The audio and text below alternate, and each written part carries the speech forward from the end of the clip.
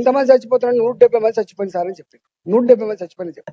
నేనేమంటున్నా, మీరు కోఆర్డినేషన్ కనుక చేస్తే ఎన్ని అండర్ పాసులు, ప్రజలు నడిచే అండర్ పాసులు ఉంటాయి, మీకు స్కూటర్లు పోయి అండర్ పాసులు ఉంటాయి, ఆటోలు పోయి అండర్ పాసులు ఉంటాయి, అన్ని బస్సులు పోయి అండర్ పాసులు కానీ అన్ని హెవీ వెహికల్స్ పోయి అండర్ పాసులు అక్కర్లేదు కరణ్ గారు.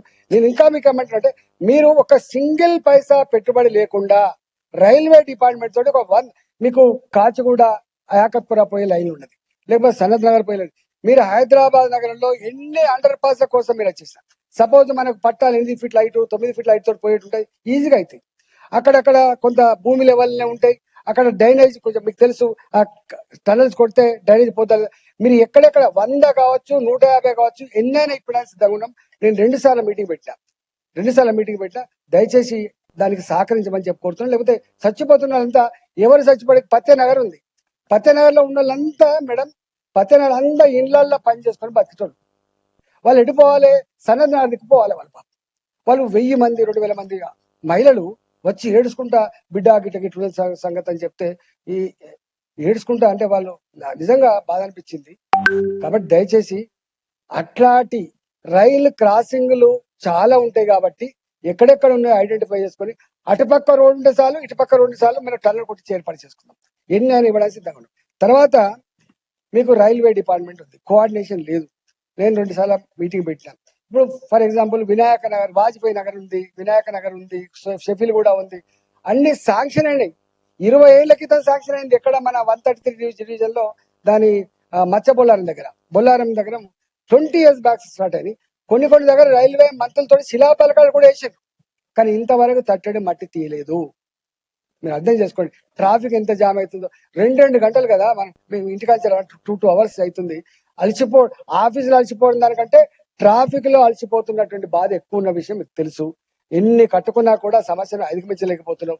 మీరు దయచేసి ఈజీగా అయ్యేటువంటి పనులు ఏవైతున్నాయో ఎక్కడెక్కడ ఉన్నాయో గట్లాంటి అన్ని కూడా మీరు చేసే ప్రయత్నం చేయండి. రైల్వే డిపార్ట్మెంట్ ఏం ఒప్పించినాం, రాష్ట్ర ప్రభుత్వం ఇవ్వకపోయినప్పటికీ కూడా 100%. ఇంతకుముందు ఏముండే అంటే కాంట్రిబ్యూషన్ ఉండేది, ఇలా కాంట్రిబ్యూషన్ లేకుండా కూడా ఒప్పించడానికి సిద్ధంగా ఉన్నాం. కాబట్టి మీరు దయచేసి ఆ పని చేయమని చెప్పి కోరుతున్నా. తర్వాత జిహెచ్ఎంసీ కాకపోవచ్చు కానీ ట్రాఫిక్ కూడా మీరు కోఆర్డినేషన్ చేసుకోవాలి. కొన్ని దిక్కుల సిగ్నల్స్ లేవు, కొన్ని దిక్కుల కనీసం పోలీసులు ఉంటలేరు. కాబట్టి అది చాలా పెయిన్ఫుల్. ఎంత తిట్టుకుంటున్నారు అంటే 20 నిమిషాలు 30 నిమిషాలు ట్రాఫిక్ ఎవరు ట్రాఫిక్ లో జామ్ అయినా కూడా ఇబ్బంది పడుతుంది. కాబట్టి దయచేసి మీరు కొంచెం ఆ ప్రయత్నం చేయండి. తర్వాత రోడ్లు అయితే నోరున్నోళ్ళు డబ్బులు తీసుకుపోతారు, మీకు తెలుసు. నోరున్నోళ్ళు డబ్బులు తీసుకుపోవడం కాదు, ఎక్కడ నీడుందో అక్కడ ఇవ్వండి దయచేసి. ఈ కార్పొరేటర్ 2 కోట్లు ఇచ్చిన కాబట్టి నాకు 2 కోట్లు ఇవ్వండి నేను అంటలేదు, కానీ మీరు ఏమనుకోకుండా. నేనేమంటున్నా అంటే కొత్తగా ఎక్కడెక్కడైతే కనీసం రోడ్లు లేవు, కనీసం మోరీలు లేవు, కనీసం నీళ్ళ పైపులు లేవు, కనీసం లైట్లు లేవు, వాటికి ముందిచ్చే ప్రయత్నం చేయండి. ఎక్కడెక్కడైతే ఆల్రెడీ సిమెంట్ రోడ్ ఉంది, కొంచెం గుంతలు పడగానే మళ్ళీ ఒక లేయర్ డాంబర్ వేసే కాకుండా మీరు ఆ పని చేయండి. బాగా పైసలు ఉన్నప్పుడు తప్పకుండా పని చేయండి. మీరు ఆ పాత రోడ్ల మీద వేసే సిస్టమ్ వద్దంటలేను, కానీ వాటికేమో హోల్స్ పూడ్చే ప్రయత్నం చేయండి. అసలు లేని దగ్గర మీరు కొంత చేసే ప్రయత్నం చేయమని చెప్పబోతున్నా. లైటింగ్ విషయంలో కూడా మీరు మేడం చాలా బ్యాడ్ ఉంది అది లైటింగ్. లాస్ట్ అయిపోయింది మేడం. నేను దయచేసి కన్నన్ గారు మీకు అన్ని తెలుసు, కొంచెం నేను పార్టీల గురించి మాట్లాడుతున్నాను, నేను హైదరాబాద్ గురించి మాట్లాడుతున్నా. కాబట్టి మళ్ళీ డిస్కషన్ లేకుండా చూస్తామని ఆశిస్తూ నమస్కారం. 1 second, ex officio రాజశేఖర్ గారు మాట్లాడు. థ్యాంక్ యూ హానరబుల్ మేయర్ గారు, డిప్యూటీ మేయర్ గారికి, ఎక్స్ అఫిషియో మెంబర్స్ కి, కార్పొరేటర్లకి, ఇక్కడ